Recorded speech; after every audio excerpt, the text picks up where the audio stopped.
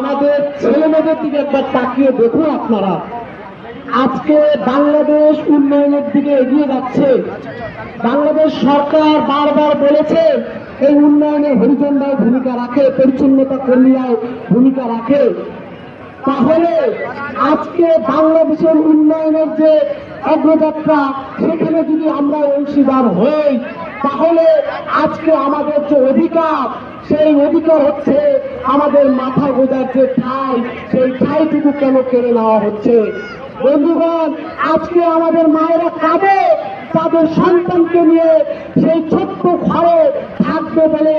আজকে আমাদের বাবারা রাত্রে ঘুরে বেড়ায়, তারা বাড়ি নেই।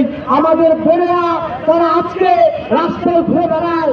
আমরা আজকে বাড়ি নেই বলে মিরন জিল্লা কলোনি আমার ভাই বোনেরা আজকে তারা মন্দিরে আশ্রয় নেয়। তাদের দুঃখের কথা কে শুনবে?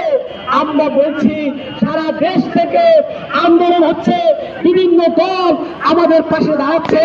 আমাদের মা বোনেরা তারা বিভিন্ন মিডিয়ার সামনে দাঁড়িয়ে তারা চিৎকার করেছে। ধন্যবাদ, শেষ করলাম। ধন্যবাদ সাজু ভাইকে এই মূল্যবান বক্তব্য রাখার জন্য।